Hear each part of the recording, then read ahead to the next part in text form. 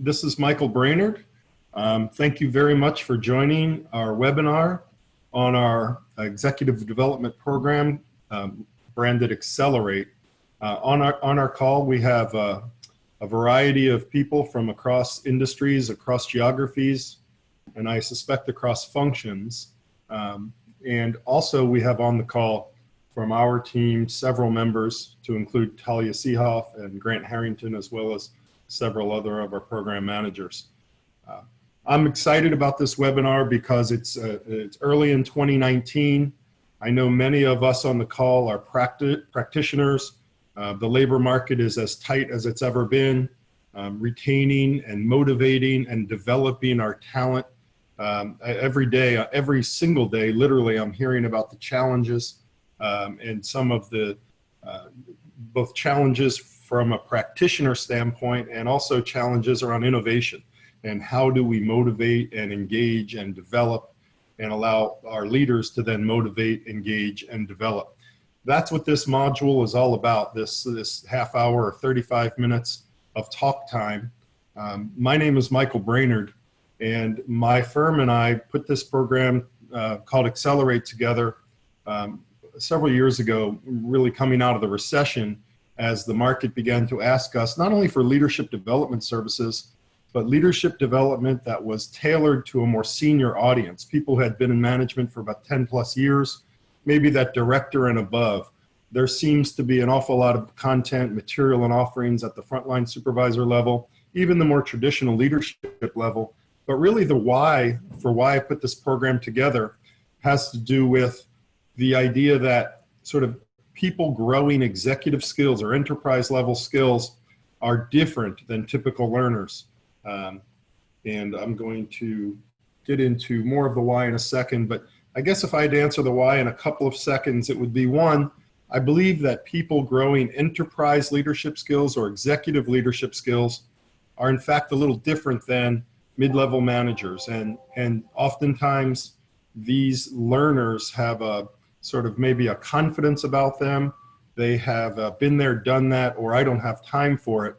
One of the things that excited me about putting a program together is really mixing a blend of techniques, modalities, and content to allow people to be open and to create more than just individual development, but rather impact the culture and performance of organizations. Really, if I had to be really super practical about it, when I read Good to Great 20 years ago, I thought, well, how does someone become this level 5 leader that Collins talks about, this level 5 leader? I don't have to be present to have an impact. I grow culture, more create an environment for performance than driving performance sort of chest to chest. I became very agitated in a positive way about how do we create level 5 leaders?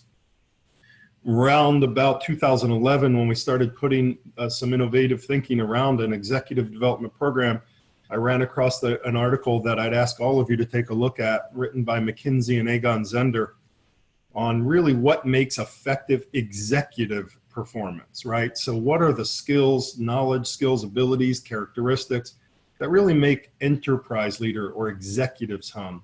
So this program kind of scratched a couple of itches for me.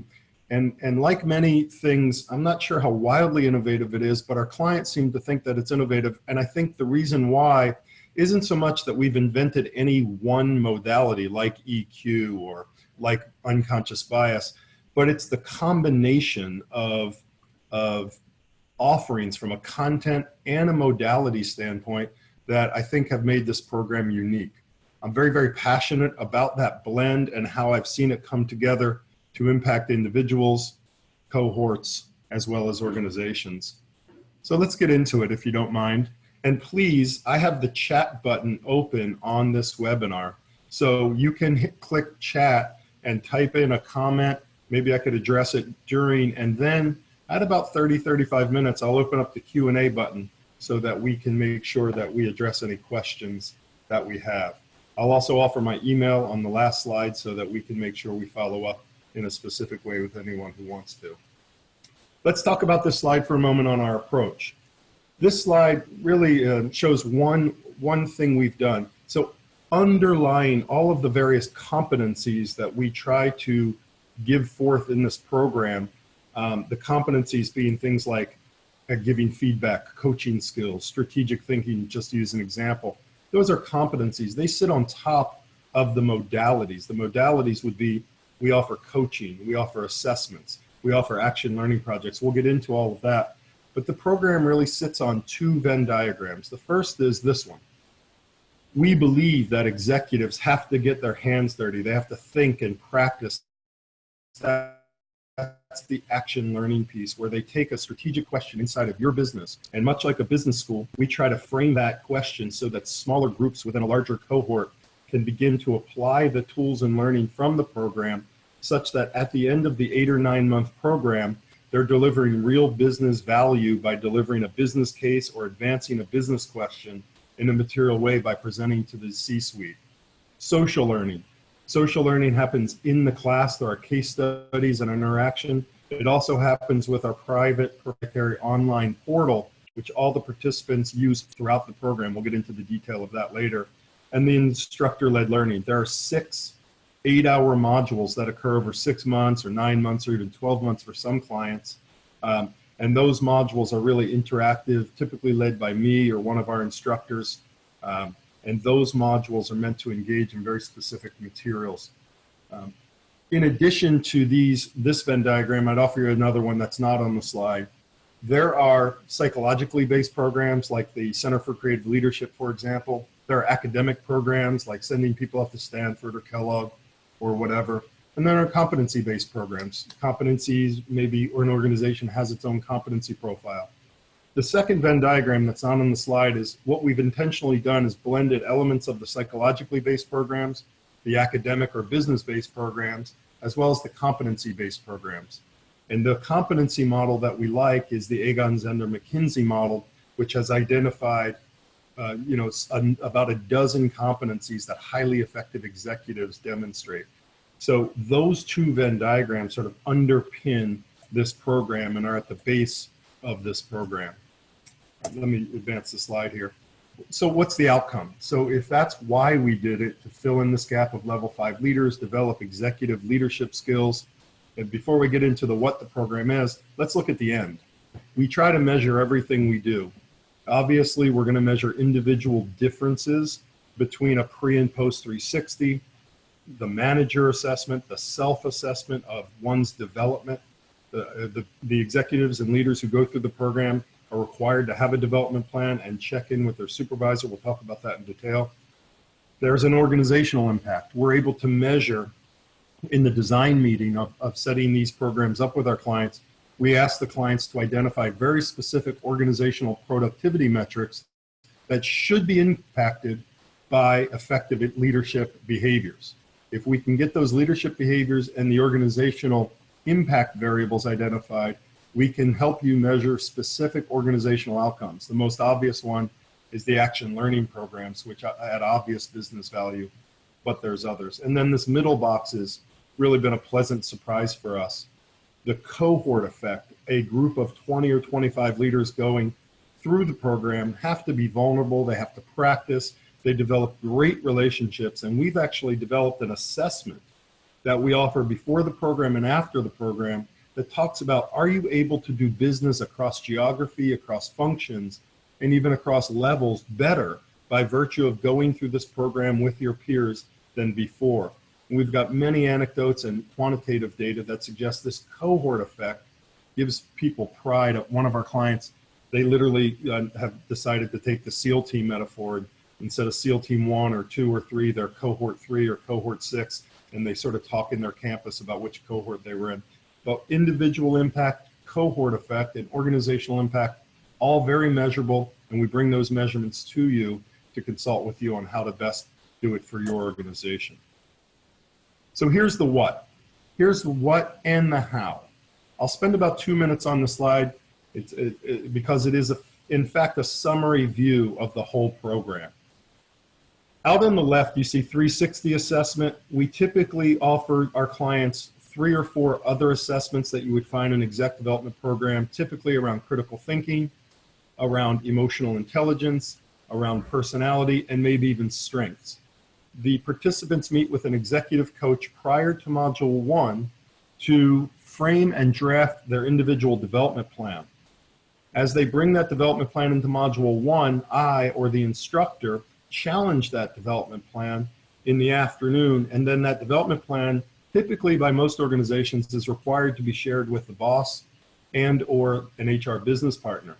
The executive coach will meet with the participants throughout the program, but after Module 1, there's a significant rewrite or editing of the development plan that usually occurs, and the coach will shepherd that process. So let's just talk about the modules. There are typically 6. These can be customized to some degree. And in any one module, there would be 2 or 3 or 4 learning outcomes, and we'll show those in a moment. But effectively for this slide, modules 1 and 2 are really about you and transforming how you look at you through EQ and bias and your own self-image and your executive presence. Toward the end of Module 2, we talk about creating an ecosystem for engagement and performance, and how executives create a system and an environment as much as they lead one-to-one. And how do we set up that environment? Modules 3 and 4, they're more about organizational performance. How do we get things done? How do we plan? How do we coach? How do we build teams? How do we think about organizational development and business acumen? Modules 5 and 6 sort of leave organizational skills and get into more portable, or what we call executive skills. Leading change, innovation, strategic thinking, negotiating, decision-making. These skills that should probably leap or bound out of any one organization, and they're just good executive skills. So 1 and 2 about the self, 3 and 4 about the org, and 5 and 6 typically about the industry or just my general executive development. And then you'll see a reassessment period. As the participants go through the program, they're supported by one-on-one executive coaching throughout the program. So this program combines group-based interaction as well as executive coaching. You'll see the action learning projects. Typically our cohorts are 20 to 25, and we'll break the group into groups of 5 or 6. We'll work with you and your C-suite to get key business questions. I'll give you a quick example of an action learning project. Business was becoming acquisitive, did not have a form, process, or structure around either due diligence or integration. We put 2 teams together to go and look at best practices, suggested the executive team approaches. The executive team took on board those approaches, put them into place very quickly post the program, and went on about their acquisition strategy. So real tangible outcomes from these action learning projects. Probably one of the biggest values for the C-suite that will happen other than the individual development of the participants. And then lastly, our portal, the social learning platform. Private, proprietary, me, the coach, the participants, and perhaps the sponsoring vice president or CEO. Outside of that, we keep it sort of private. We upload documents, we upload articles, TED Talks, they upload information for one another. It's a repository or a portal for white papers, TED Talks, all the PowerPoints and materials generated, all the activities and homework, all go into the portal, and it's meant to be almost like their leadership book as they lead the program. So if I had to say why we created it, it's really to develop enterprise or executive leadership. This is kind of what we deliver and how these sort of multiple modalities work together to create an experience that's transformative. At the end of the day, this is not about skill building. This is about transformation first, skill building second. I'll go quickly through some of the elements just so you take a look. Our executive coach, if we have a group of 25, we might have 2 coaches, typically can meet face-to-face and or telephone just in time, post a development plan. They operate between the modules to help with some of the thinking or the individual development. Most of you on this call know what executive coaching is. It's very similar to sort of retail coaching that you would know. This slide has too much data on it, but I wanted to show it because each of the 6 modules are labeled here. And what we have identified and challenged ourselves to do is identify target competencies that are hit at a satisfactory or better level with each module. As we get into a specific design meeting with our clients, these competencies may move around. I'll use an example on the next slide just because it's easy around creating strategic agility. We do a couple of hours on change leadership. We leverage Cotter and Bridges for those of you who are change people, and the participants walk out of there with a pretty thorough understanding of these 2 thought leaders, their approach, and a toolkit, an actual change plan toolkit, risk assessment, stakeholder assessment, an actual book that has tools and templates that an executive takes away from the program.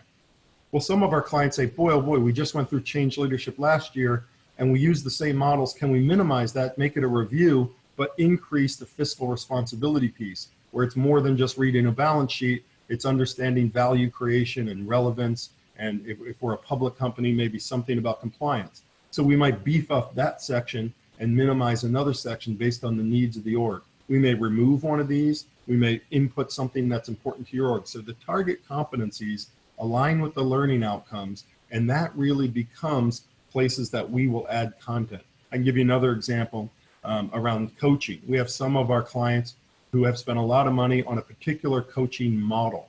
Maybe it's inside out coaching, for example. So we'll simply replace our coaching approach with inside out, if you like, or we'll augment with our approach. So the widget-based nature is in the competencies. We believe the modalities of the platform, the coaching, the sort of face-to-face 6 modules, those, those we can be a little flexible, but those are pretty firm. The competencies and the actual learning outcomes, we can move around. We have tons of content. We work with our clients to customize the learning outcomes.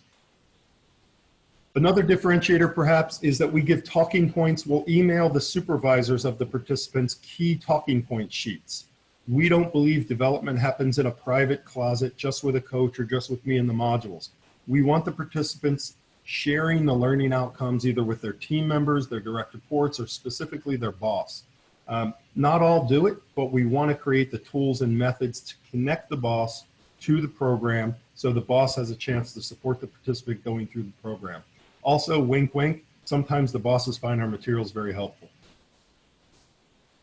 The online portal I touched on, this is a private online, they log in, they have their own password, we manage the portal, tons of content can be put there. Frankly, this came out of requests when we first rolled out the program. I'll be self-critical. Back in 2010, 11, we rolled it out with 3-ring binders and a whole bunch of paper, and we've had clients force us to innovate.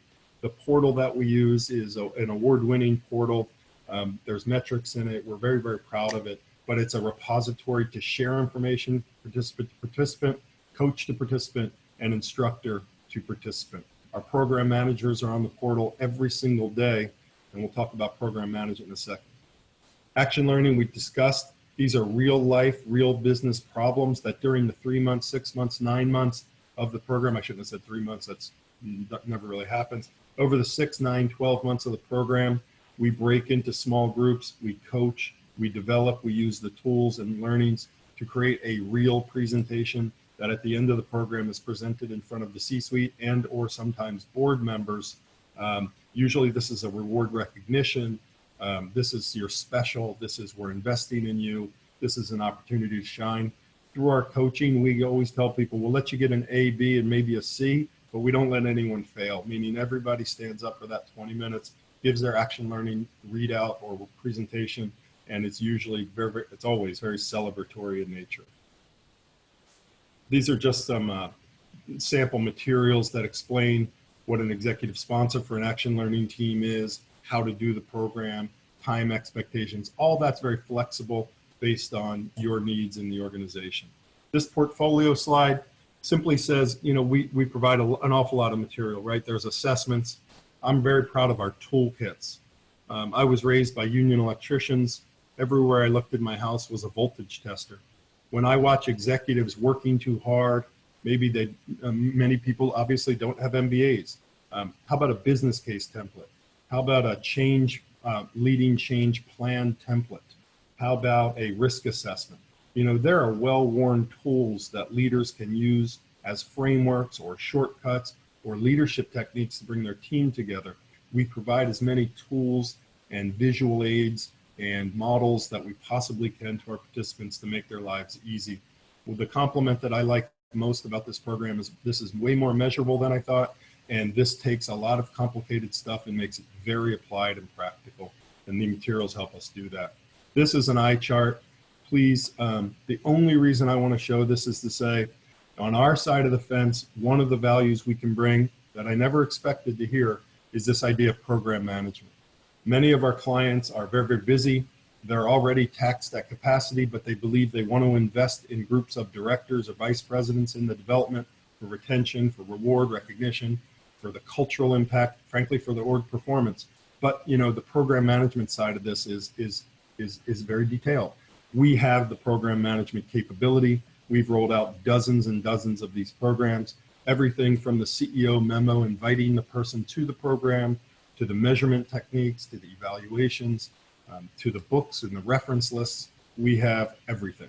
So this slide is not meant for you to read. It's just meant to say, literally, we've thought of everything. We even have an agenda for a graduation ceremony. So we program manage these with and for you.